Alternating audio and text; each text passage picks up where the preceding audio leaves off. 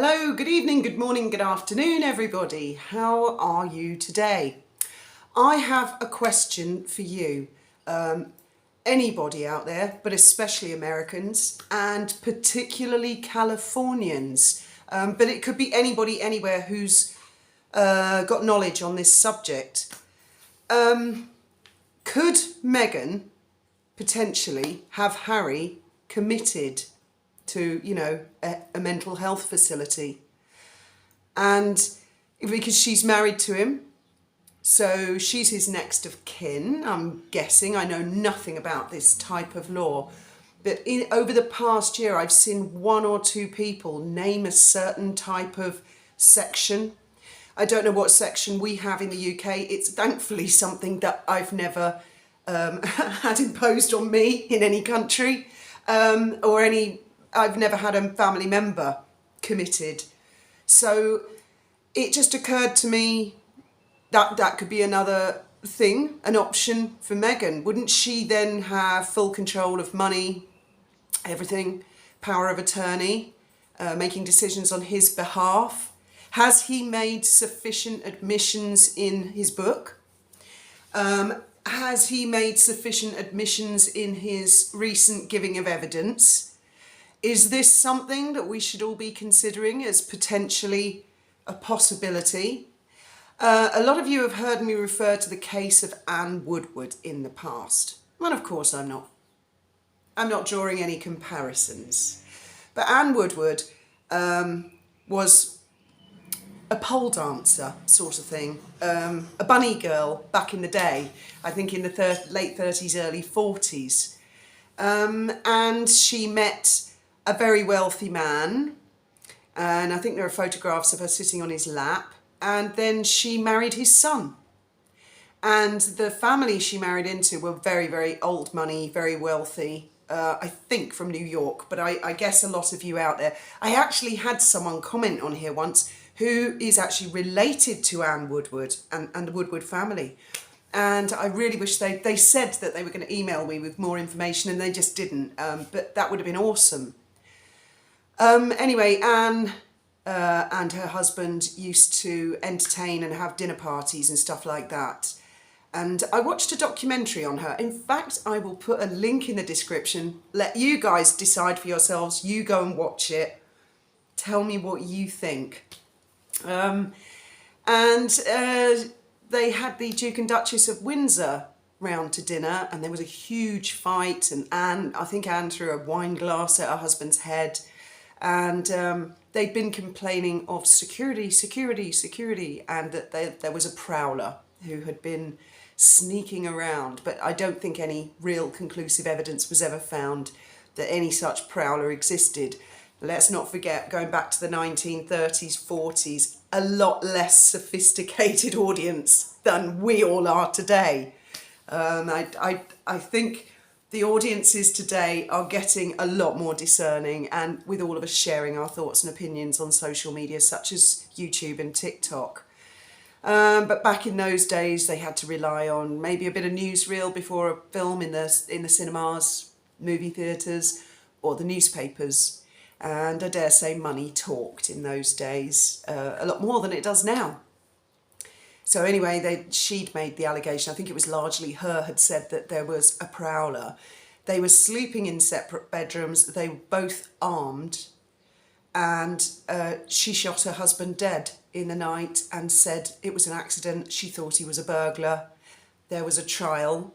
His mother backed her up, even though they hated each other. His mother backed her up because his mother couldn't bear the thought of a scandal. Anyway, I think Anne committed suicide, and very sadly, both the children went later on in life as well. I'll put a link to the wiki page as well. It's a very, very sad story, very sad. But I would be very interested to hear, firstly, from anyone who's an expert on American law, any of you guys out there, or if you've had personal experiences, or you know of people where this has happened, or have you ever known someone who you felt in your heart was not crazy and their spouse had them committed, for nefarious reasons? Not that I'm suggesting Meghan would ever do anything underhanded or nefarious. So that's a big question for you. This is all a bit of a mishmash, this video, because I've been relaxing and listening to the lovely Lady C. And I love all her videos, but I particularly enjoyed her video today. I don't know why especially, but she was really giving her thoughts on stuff. And she made a really important point actually about Harry's court case, that like us, she feels he should not win. He didn't present evidence, and it's all about his thoughts, feelings and suspicions. As you all know, I equally watch Black Belt Barrister. Now, the point Lady C was making, I think, if I've understood her correctly, and I'm not quoting her verbatim, was basically, if Harry were to win this case, it will set an extremely dangerous precedent. I mean, there could end up being celebrities, famous people, rich, powerful people, who will be able to sue someone by saying, I just suspect you did that. I'm not bringing any evidence to court. You got my feelings, thoughts, opinions and suspicions. Of course they did it. I mean, justice will just fly out of the window. Now, I know it's the civil courts, and I do watch Black Belt Barrister as well, and I do understand that in criminal court, you all know I know this, you have to be proved guilty beyond reasonable doubt, whereas in the civil courts, it's on a balance of probabilities. But I mean, how low is that bar? Is the balance of probabilities, somewhere down there in the gutter? Oh, don't matter. Don't worry about standards here. We're just division court. We're just the civil court. You can do what you bloody well like in here, and we'll find everybody, we'll find for the plaintiff every time. I was going to say guilty, but of course it's not like that. Or is the balance of probabilities, slightly below, beyond reasonable doubt? Or is it like a bit lower? Or is it lower? Or is it lower? Or is it, like I say, just on the floor? Don't worry about that. Just bring your thoughts and feelings, opinions and suspicions before the civil court and you're guaranteed a slam dunk win. I mean, is that the territory that we're entering into?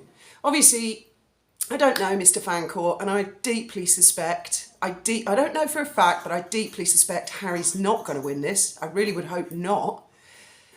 And one of the things, I think it was Judge Fancourt who sort of said to him, why are you doing all this? And it was in answer to that question that Harry said, for Meghan, to protect Meghan. I mean, I don't know what the hell Meghan has got to do with phone hacking that happened 20, 30 years ago or whatever. Anyway.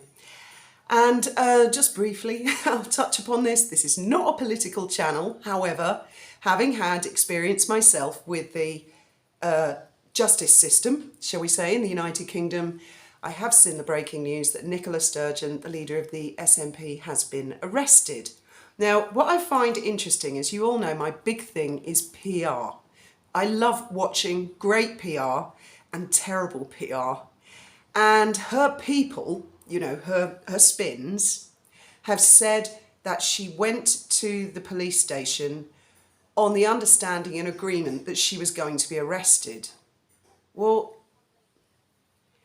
I don't know. I mean, in my experience back in the day, that wasn't normally, that's like the cart before the horse. What my experience, what the police would say in the olden days, and maybe everything's changed. I mean, we're living in an upside down, back to front world. They would say, would you attend a police station voluntarily to be questioned under caution? Which basically means on tape, CCTV these days. I've never heard of anybody saying, would you attend a police station to be voluntarily arrested? I've just never heard that. So I suspect that is spin talk. I suspect initially she was invited to go, I mean, I don't know any of this for fact, this is just my opinion. I suspect she was invited to go down to the police station to be interviewed under caution, and then the police interview you under caution, and if they feel they got a good case, they generally follow it up with, we're arresting you on suspicion of blah, blah, blah, and we're charging you. Or they may be bailed to be charged at a later date.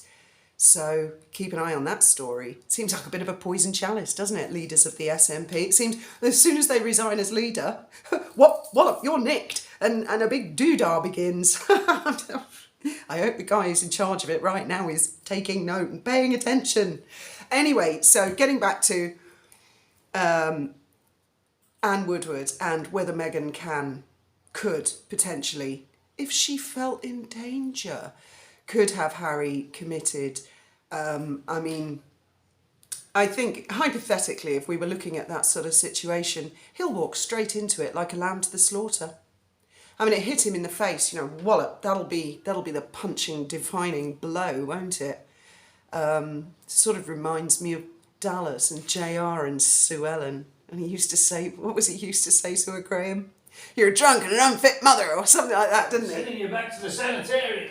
Yeah, you're a drunk and an unfit mother. And I was watching a load of Dallas yesterday, the old episodes. I love that. JR and Sue Ellen. Anyway, as always, I look forward to your legal opinions on the, and what's it called in America? Is it called being committed? Or is there some other term for it? I'd really love to, so this is really me asking you, can you educate me? Can you tell me how that would work? And do any of you already see warning signs or potentially warning signs of that kind of thing? One can only hope and pray that he has some sort of a guardian angel. Oh God, probably an overworked and underpaid one. Thank you very much for listening.